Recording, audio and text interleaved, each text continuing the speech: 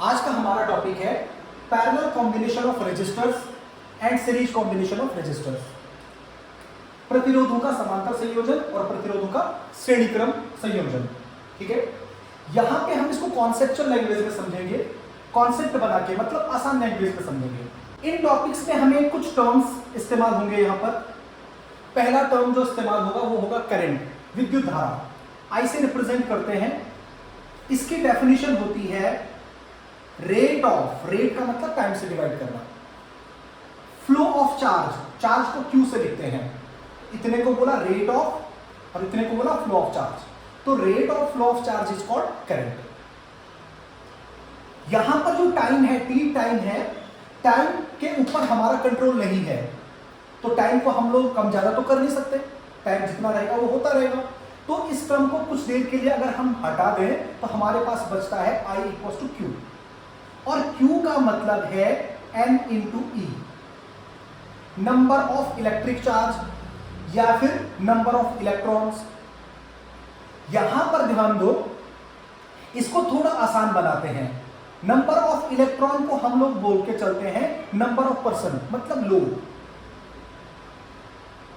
क्या डेफिनेशन बना दी हमने कहा ये वायर है, इलेक्ट्रिक वायर है, इसमें एक सेकंड में कितने चार्ज इस लाइन से पास होके जा रहे हैं, उसी को हम करंट बोलते हैं। तो हमने उसको क्या मान लिया कि एक रोड है हमारे पास, उस रोड से एक सेकंड में कितने लोग जा रहे हैं उसको करंट बोल देंगे। उसी तरीके से दूसरा टर्म हमारे पास है वोल्टेज, इलेक्ट्रिक पोटेंशियल, विद्युत विभव। इसकी डेफिनेशन होती है amount of work done to bring unit charge. यहां ध्यान दो, ये जो चार्ज है, चार्ज को हम ऊपर पहले डिस्कस कर चुके हैं। तो फिर हमारे पास बचा W, W का मतलब वर्क, और वर्क का मतलब होता है ऊर्जा, एनर्जी। कार्य का मतलब एनर्जी, वर्क डन का मतलब एनर्जी।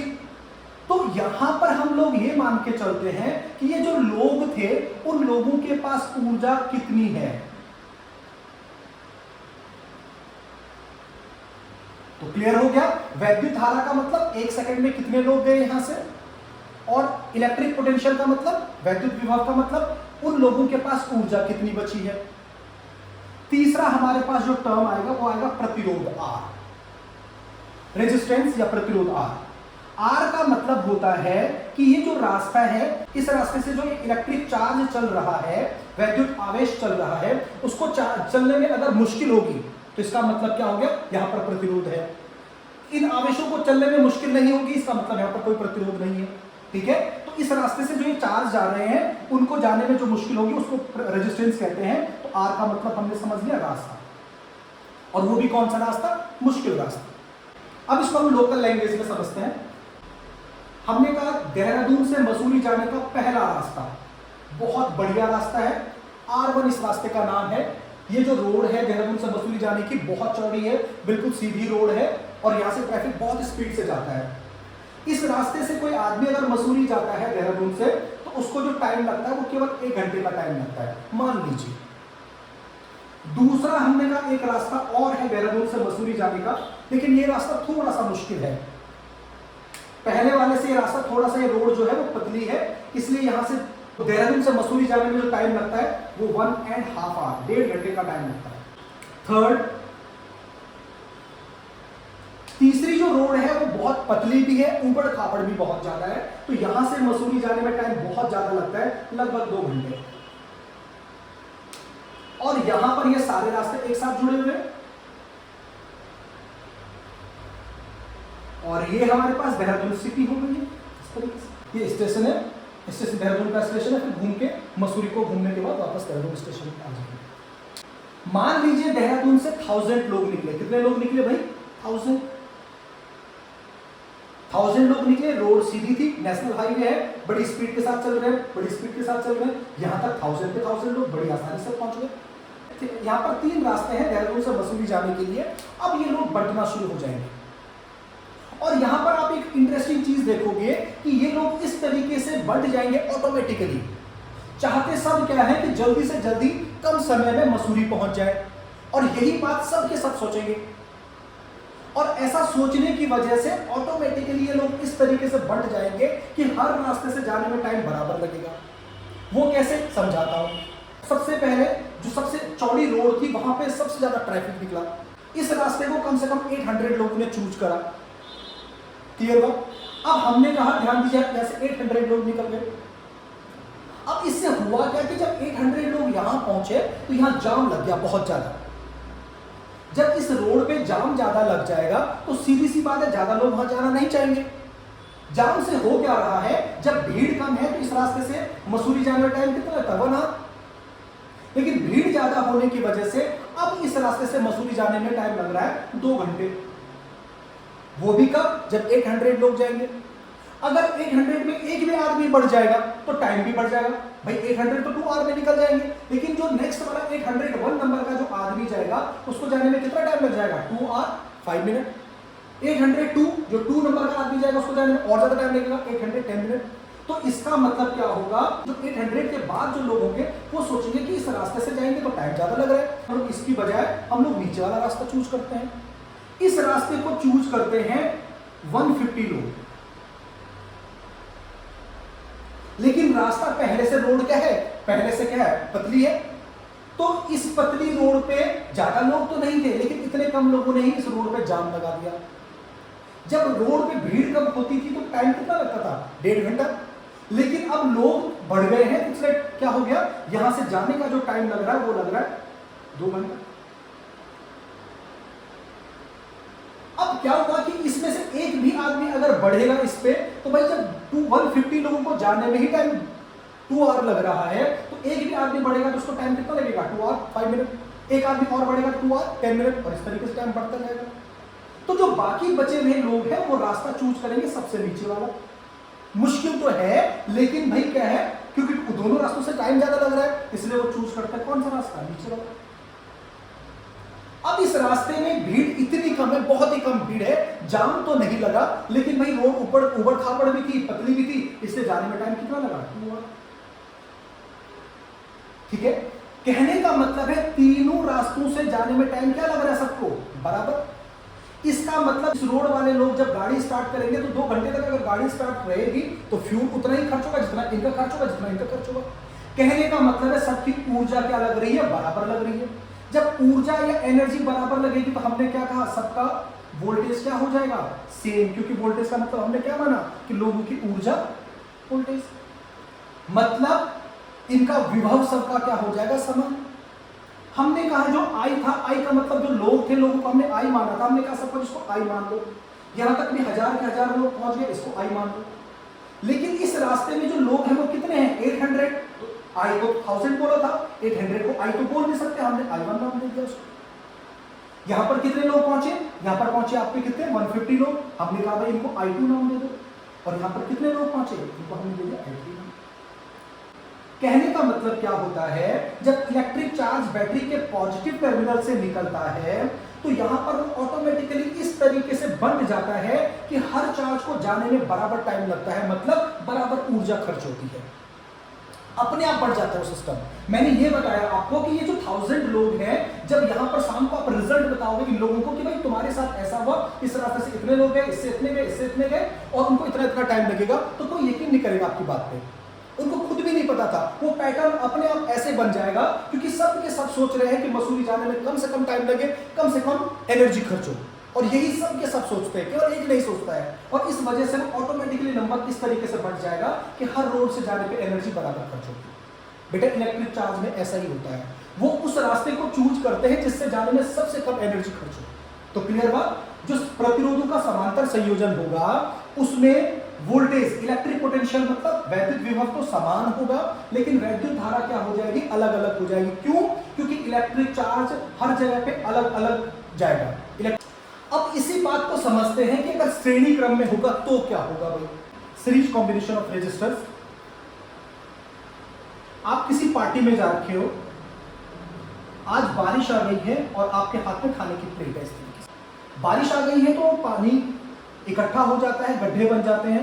जिस ग्राउंड में खाना खा रहे थे लोग, वहां पर क्या हो जाते हैं, गड्ढे बन जाते हैं बहुत सारे, पहला गड्ढा, दूसरा गड्ढा, तीसरा गड्ढा, इस तरीके से। आपके हाथ में प्लेट है, आपके पीछे भी बहुत सारे लोग लगे हुए, इस तरीके से बहुत सारे लोग लगे हुए। हुआ क्या, आपके हाथ में प्लेट है, आप इस तरीके से चल रहे हो, अचानक से आपको दिखा नीचे कि पानी भरा हुआ है और काफी बड़ा गड्ढा है, उसमें जाएंगे तो आपके कपड़े भी खराब हो जाएंगे, आप गिर भी सकते हो। दिक्कत क्या है कि आपको तो पता है, लेकिन जो पीछे लाइन में लोग लगे हुए हैं, जो लास्ट में लगा हुआ आदमी है, उसको बिल्कुल नहीं पता। उसको भूख लग रही है, वो धक्का पे धक्का दिए जा रहा है लोगों को कि जल्दी चलो। अब हुआ क्या कि आप नहीं जाना चाहते हो, उसके बावजूद भी लोगों का जो धक्का होगा वो जबरदस्ती आपको उस कीचड़ में फेंक देगा, या तो आप गिरोगे या फिर बचते जैसे भी जाओगे आप आगे पहुंच जाओगे। एग्जैक्टली ऐसी सिचुएशन आ रही है। पहला रास्ता मुश्किल रास्ता, मतलब प्रतिरोध, बोले तो रेजिस्टेंस। ये जो पहला जो आदमी है, ये देखता है आगे गड्ढा है, लेकिन वो उसके पास ऑप्शन नहीं है। इस तरीके से ऑप्शन नहीं है कि 3 रास्ते हो, गिरते पड़ते मरते जैसे भी यहाँ पे पहुंच के, और वो सारे के सारे लोग यहाँ पर पहुंच जाते हैं। 1000 लोग लगे हुए थे खाने की लाइन में, 1000 के 1000 लोग गिरते पड़ते मरते यहाँ पे पहुंच गए।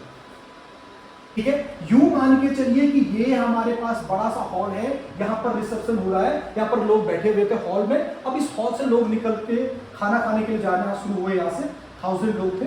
दूसरा जब गड्ढा दिखा तो ये आदमी आगे नहीं जाना चाहता, लेकिन पीछे से लोग लगातार निकले जा रहे हैं। और इनका जो धक्का होगा ये जबरदस्ती आगे वाले आदमी को इसमें भेजेगा, और इस तरीके सारे के सारे मजबूरी में उस रास्ते से पार होते हुए निकल जाएंगे, गिरते पड़ते मरते जैसे मर्जी आगे पहुंचेगा। वैसे ही अगला वाला गड्ढा भी है, वो गड्ढा भी खराब है, लेकिन क्या हुआ, मजबूरी में रास्ता कोई और है नहीं, सारे के सारे लोग यहाँ पे पहुंच जाते हैं। कहने का मतलब क्या है, हमने कहा था कि लोगों को किससे रिप्रेजेंट करेंगे, करंट से। आई, करंट आई, विद्युत धारा, विद्युत धारा, विद्युत धारा, विद्युत धारा। आप देख रहे होंगे कि श्रेणी क्रम में विद्युत धारा सब में क्या है, समान है, करंट सब में समान है। क्यों? क्योंकि एक ही ऑप्शन है, दूसरा रास्ता ही नहीं है कोई। अगर यहां से कोई इलेक्ट्रिक चार्ज आगे नहीं जाना चाहेगा तो उसके पास रास्ता नहीं है, और charge neither created nor be destroyed, charge को डिस्ट्रॉय तो कर नहीं सकते आप, तो वो मजबूरी में आगे निकल ही जाएगा, जैसा मर्जी निकले वो, उसको आगे निकलना ही पड़ेगा। लेकिन एनर्जी की बात करें तो यहां पर लोगों के पास बहुत ज्यादा एनर्जी थी, अलग एनर्जी थी। जब थक जाएंगे, इस गड्ढे में गिरेंगे, कपड़े खराब होंगे, तो एनर्जी कम होगी, यहाँ के लिए कम एनर्जी बचेगी।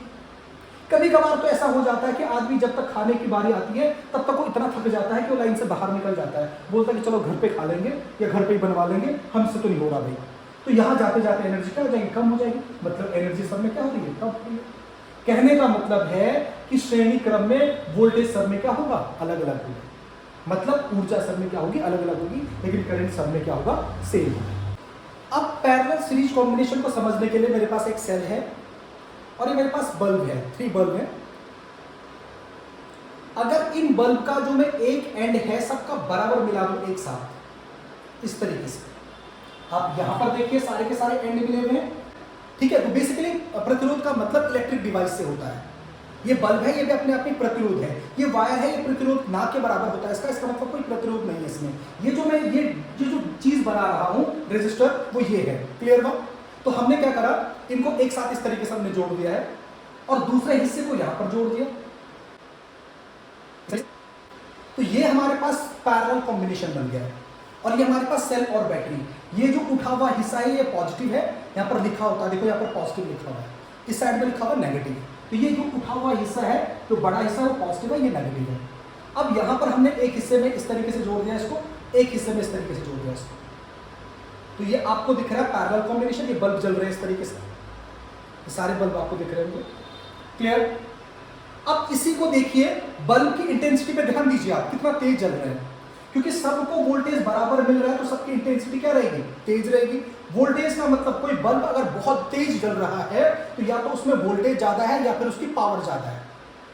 ठीक है, या तो उसकी शक्ति ज्यादा है या उसका विद्युत विभव ज्यादा है। अब इसी को देखो मैं सीरीज में बना रहा हूं। सीरीज का मतलब श्रेणी, श्रेणी का मतलब होता है एक लाइन में करना। अगर सारे लोग एक लाइन में खड़े हैं तो उसको बोलते हैं श्रेणी क्रम में। अगर आप इनको इस तरीके से जोड़ दोगे तो ये आगे वाले को रिप्रेजेंट कर रहे हैं, देखो इस तरीके से श्रेणी क्रम। श्रेणी क्रम में एक लाइन में है सबके सब, आप इस तरीके से जोड़ो उसको।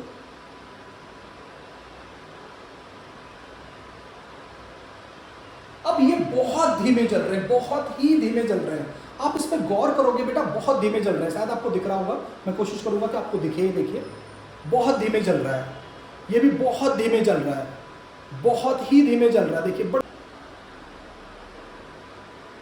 ये देखिए बहुत धीमे धीमे जल रहा है, सबको दिखा रहा हूं, देखो बहुत ही धीमे जल रहा है, देखो बहुत ही धीमे जल रहा है। मैं कुछ भी चेंज नहीं कर रहा हूं, देखो वायर वही है, सेल वही है। अब ध्यान दो ना क्यों धीमे जल रहा है। धीमे इसलिए जल रहा है, पहले वाला बल्ब बहुत तेज जलेगा क्योंकि वोल्टेज सबसे ज्यादा है, सेकंड वाला थोड़ा कम जलेगा, वोल्टेज कम है, थर्ड वाला और कम जलेगा क्योंकि वोल्टेज और कम है। लेकिन अगर मैं यही देखो वायर वही है, सेल वही है, मैं इन्हीं को देखो आपके सामने ही कर रहा हूं सब कुछ। अब मैं इनको पैरेलल में बना देता हूं, वही सेल वही बैटरी। अब आप देखिए सबको,